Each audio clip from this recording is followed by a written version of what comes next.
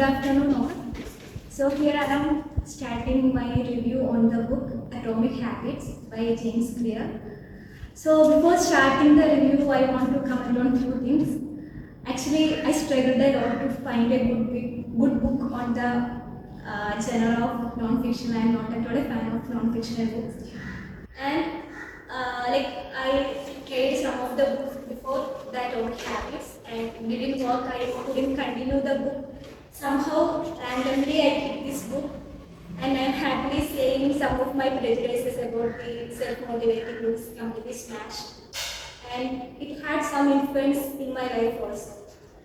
So here I am starting with the title Atomic Habits. As a reader, I always want good titles for good books.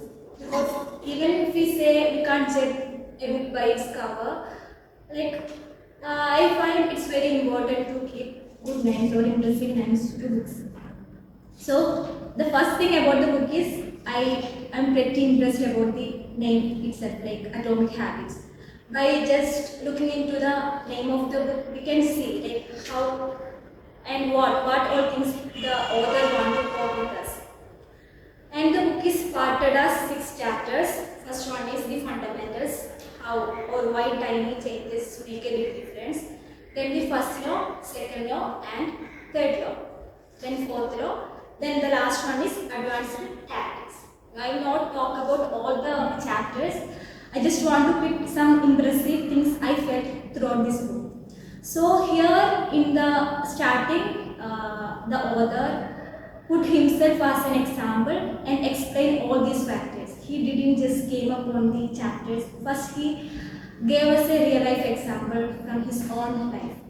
So here the author had a life threatening injury during his school time, and he struggled a lot because he was an athlete, and during school time the injury was very severe and it took a lot of time to recover, and he struggled a lot.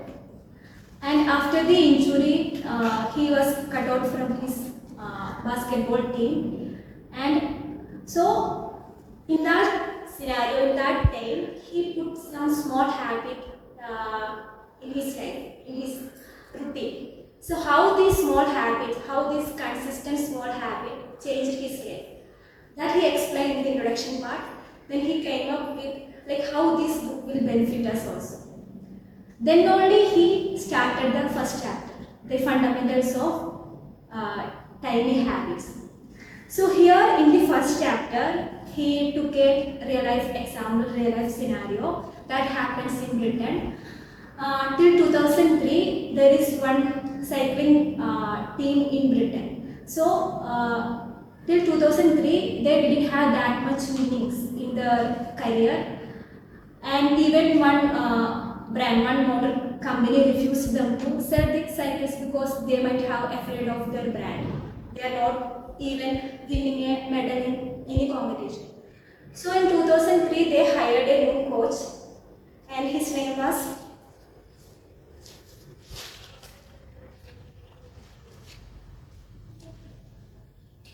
Bryce Ford. So what he accomplished through his greatness is he didn't focus on big changes or big tactics or something. He only focused on tiny things. Like he might be thinking like how these things matters. So what he does is he hired new surgeons to teach the performers how to wash their hands properly to avoid the sickness, avoid the cold conditions. And next thing is he suggested the performers to apply different massaging oils and try new things like comfy mattress, good bed to get good sleep, and even he painted inside the cycle track white color because then only they can notice the little bit of dust. Actually, that thing also matter in cycling. All these things, all these tiny changes make a big impact. After 5 years under his coaching, the team won 60% of medal in Olympics. So this was the first chapter. Then he came to goals and system. So we might be thinking, if you want to win something in our life, the most important thing is goal. Like I also had that misconception. Here he is telling, forget about goals, focus on system instead. Actually, goal doesn't matter. Even if you have like big goals and the system is not working properly, we can't accomplish our goal. And here he is taking an example of athletes. Even in athletics, the losers and winners have the same goal. Like both want to win the competition, but only one team will win. Like that is how the system works. Like it matters how they trained, and how they scheduled the training session throughout the system. And I can take an example of in our daily life. We know usually in our home our dad will read newspaper. He is not aiming anything. He don't have any other goals. We just want to know the current affairs, what is going on in the society and things. Even if we have a goal to crack some big competitive exams regarding like current affairs and general knowledge, like if we didn't focus on the system instead of goals, we can't crack. But even without any goals, if you ask some questions to our parents, like current affair related questions, they can answer. They don't have any particular goal. Then also they can answer and they can crack the questions, because their system is working on not only focused about goal.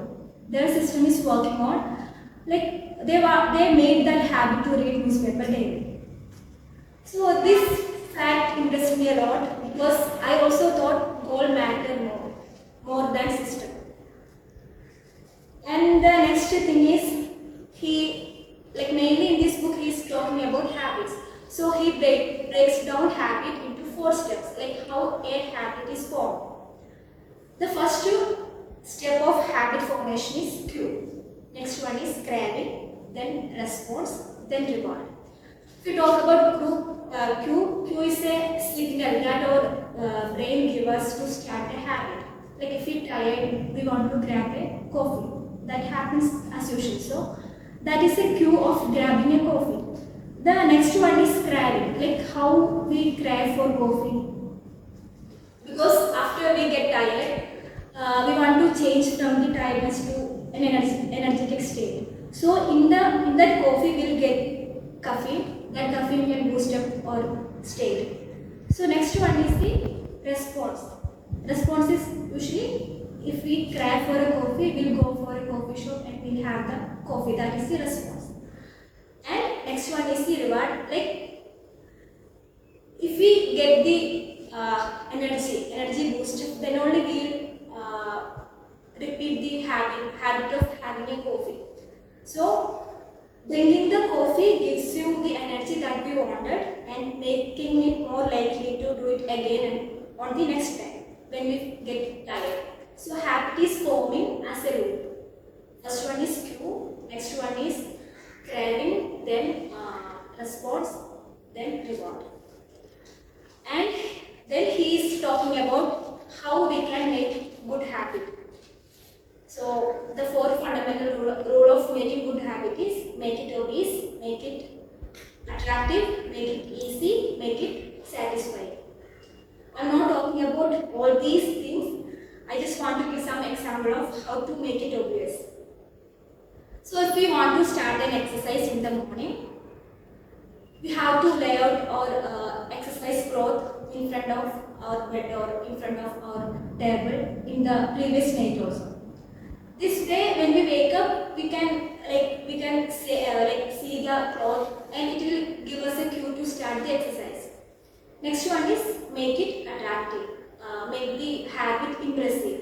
So if you start an exercise and if you pair up that exercise with some attractive things, like if I love to hear music and if I pair up my exercise with hearing my favorite music, like it will naturally give me the interest to start the exercise. So make it attractive, then make it easy. Like all habit will form if it's easy to start. So make it easy, then make it satisfying. So these are the four fundamental law of habit that James explained. And the last part is my favorite one, that is motivation is overrated. Like whenever we go through a motivational class, they will talk more about motivation. Actually, motivation is overrated. Environment matters more. Like this thing happened in my life also. Yesterday I was going to start the review and I was sitting beside my bed that I'm very comfy and my phone is nearby in my table, and even I have the motivation to do the review for tomorrow. I was constantly interrupted by my phone, distracted by my phone. So I decided I'm reading this book. I know what to do. So I get up from my bed, I went to upstairs and I went to a room that I usually do works, and I kept my phone in my room. I only took my laptop, and from there I could complete my review within 1 hour. So I had that experience that I got the idea from this book. And one of the standard features I felt throughout this book is he made the book is very systematic and structured. Actually, this is not an entertaining book. So if a reader finds it's interesting to read, then only he can continue this book because it's a learning type of book. So he structured all the topics very well, and he is not just bombarding the information. He is giving real life examples, scientific research, and everything. So it's pretty interesting, and it not feels like a textbook to me. It feels like I told you, I am a fan of fictional books. So I didn't find any boring thing throughout this book. It was very interesting. I know this is like a very popular book, and most of you might have read this book. If you didn't, read it. It was. Thank you.